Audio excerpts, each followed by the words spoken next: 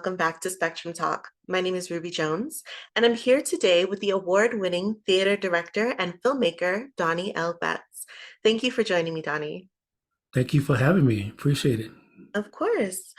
Now, this year, the Aurora Fox Arts Center on East Colfax in Aurora, Colorado, is celebrating 39 years of community theater.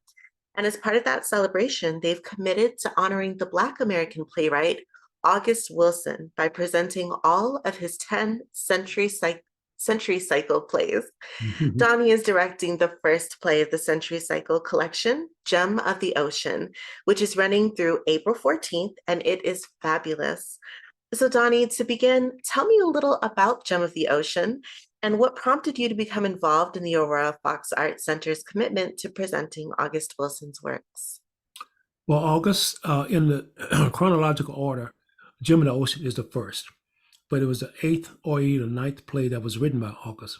It takes place in 1904 in Pittsburgh, Pennsylvania, in the Hill District, where August actually grew up himself, and 9 of the plays are set in there.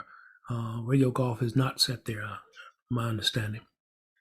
So I was asked to direct this play, Gem of the Ocean, which I'm very excited about, and I'm glad that Royal Fox has made that commitment to, it's a big commitment too, to produce 10 of his works, and in chronological order, which no other theater has done in the region that I'm aware of.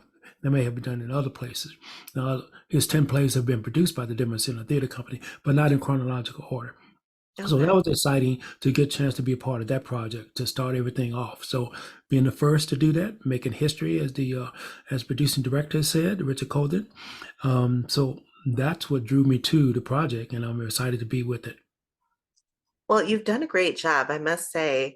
But tell me, what, from your perspective, what makes August Wilson's plays so special? Well, he's special to me because I had a chance to be with him in person for a number of years when I was a graduate student at Yale School of Drama. So that made it personal for me. But his writing, because he's such an amazing storyteller, I pride myself in being somewhat of a storyteller myself, nothing of that magnitude, of course.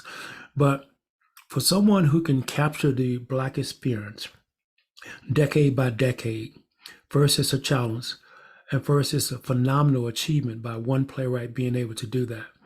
So that makes August special.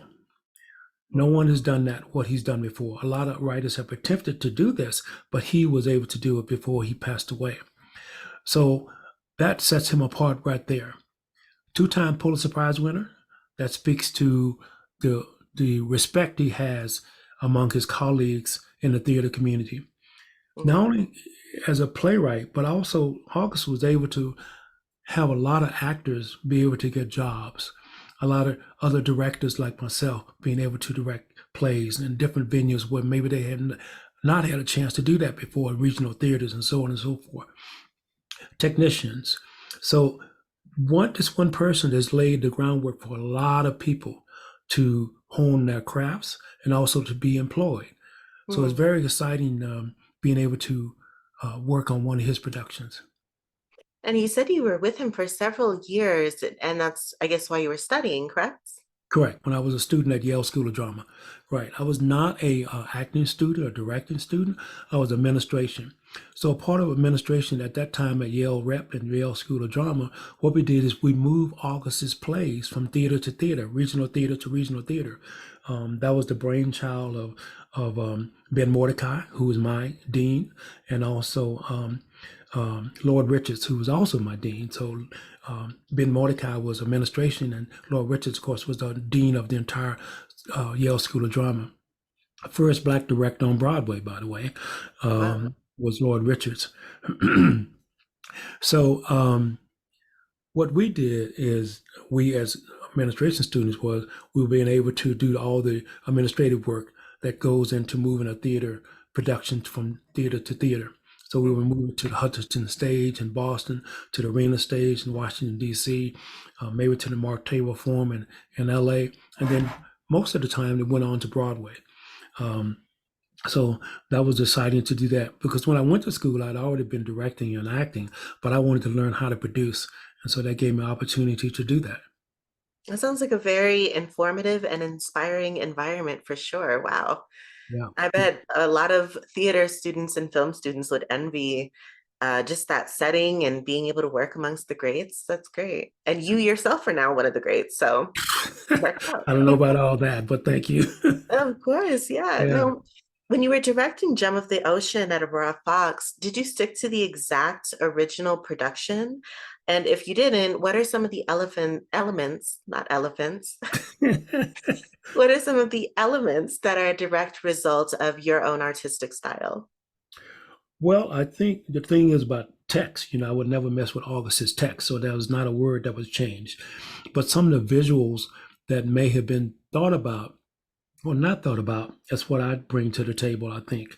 So some of the visual elements, the movement elements of it that you see in the production, two of the songs are in the production, but there maybe three or four, maybe five original songs that we do now. I wanted Mhm. to bring that originality to it. So Larry Edwards, who did the original sound, I wanted to bring a real soundscape to it. So L. Armstrong brought that there, and the set was amazing. The idea, I had the kind of vision in my head what the set looked like, but then Mhm. you need somebody who can execute it, and that's what Brandon Case came in, and then lighting design by Jen Orr. So all these is a team effort. So in order to see a director's vision, that team has to share that vision with you, and you also have to respect their vision too for what they do. That's why they're professionals.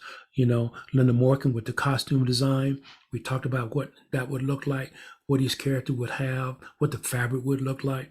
The quilt that you saw in there, that I wanted that. That was the idea. That was Linda's and I sketch that she did for me. Then we sent it on to the quilters, and they put that magic to it, to do it because that quilt is the map to the Yeah. city of the bones where Citizen Barlow gets his soul washed. The whole premise of the play is to trying to get some kind of closure, cleansing, healing. It's all that, and that's what Aunt Esther does. Aunt Esther ancestor is really what that means. So with Jim and the Ocean, you have that first journey that we take now. You're going to take you 10 decades. So Jim sets that tone for everything else that you see that comes after it. Joe Turner's Come and Gone, Ma Rainey's Black Bottom, you know, Seven Guitars, um, you know, Two Trains, all those things that come after that. Radio Golf, King Henry III, all those things will come from this production. There's a through line that goes through it, and you have to see the rest of the shows to see what the through line is. But through line is really all about struggle, cleansing, healing, and how we stand in this country as people of color. Well, the cast does a phenomenal job of bringing that all to life. I mean, they were excellent, really amazing. And it's a small cast, so Yes. it's an intimate setting. But as you speak about the set, I agree with you. I mean, they did such a great job when it came to the lighting and things like that. It really uh, drew the audience in and kind of wrapped us all in this small space where it felt like we were in someone's home listening to them. It felt like we, even went in a time machine almost, and, we could understand what was happening during that era. And, it's actually funny. This is kind of an unrelated story, but when you say two trains running, a long, long time ago, years and years ago, my dad worked at Amtrak Union Station downtown. Mm, And one day he was approached by a photographer who wanted to take his picture, and it was for a production of Two Trains Running. And I thought that was funny because I always saw that picture. And when yes, I was preparing to see Gem of the Ocean, I didn't even realize that was one of August Wilson's Century Cycle plays. So that's really yes. cool. I'm sure it's someone from the Denver Center Yeah. because they were producing it. Yeah, or it could have been somebody else. It could have been Shadow Theater Company or somebody else. But that's awesome. That's awesome. Yeah. Great It's cool connection. that there's that connection there that, it really, I think now looking back at some of the plays that I didn't realize were August Wilson's collection, I think that different plays have touched all of our lives in different ways, maybe without us even knowing it. Hmm. I know that Denzel Washington movie with fences that they did. I mean, that Correct. was a big deal, but I don't even think that a lot of people realize that it's so interconnected with this whole century-long story of the Black experience. So Yes. I'm Yes. definitely excited about their commitment to doing more. Good. I Good. can't Thank wait. you for seeing that connection too. Yeah. Now, do you find that Wilson's work is easily interpreted in this modern setting, or do you think that the messages still resonate with audiences today? Well, I think there are many references in Gem of the Ocean that relates to today. Um, you know, police brutality, you Hmm. know, identity, a sense of belonging, uh, healing. All that's relevant in 2024 as it was in 1904. So yeah, his work will stand the test of time. That's the that's the medal of a great playwright. Yeah. If your work will stand the test of the time, it's just not here and now and frozen in time, that it continues on, continues on. That's what people continue to do. The great playwrights, Tennessee Williams or August Wilson or Shakespeare or whoever the case may be, the Lynn Nottage, you know, all those great playwrights, their plays stand the test of time. Yeah. I love that. What was your favorite part of bringing Gem to life at the Aurora Fox Arts Center? Mm. Seeing the growth of the actors who all are very professional, but some were a little nervous about, because like I said, August is a storyteller, so there's a lot of dialogue that has to go on. So Yes. there was some intimidation, I think, from some of the words. Can I do this? Can I get here? And then also seeing that growth in the actors, seeing a young actor like Stephen Beale, Mhm. who plays Susan Barlow, being able to work with the veterans, you know, like Abner, who plays Caesar, or Lisa Young, or Faith. All those connecting now and clicking as a unit, because they're not related by birth, as I said before, but they become a family. Mhm. So that was my favorite part, just seeing that connection happen between the performers. Well, that's wonderful.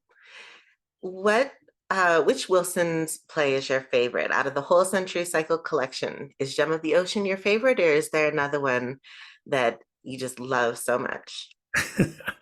I think I'm most attached to Joe Turner's Come and Gone. Okay. Yeah, because I had a chance to move that when we were at Yale, and then I had a chance to perform in it at the Denver Center, and then I also directed it in Illinois. But the characters in that play really speak to me. Like his characters in this play speak to me, but Harold Loomis um, really spoke to me in Joe Turner's Come and Gone.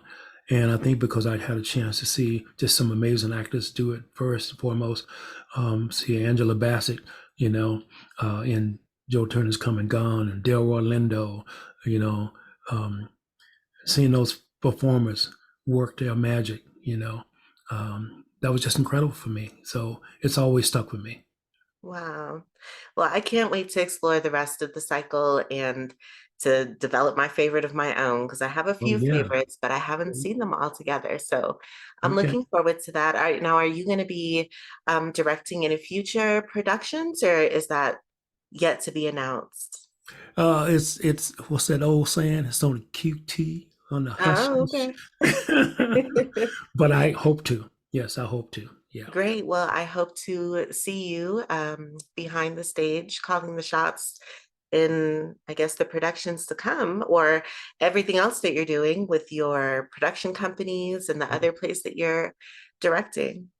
I Yeah, look yeah, forward to yeah. I that. hope you can see it. I hope you can come in and take part in the rehearsal process next time. Come in early.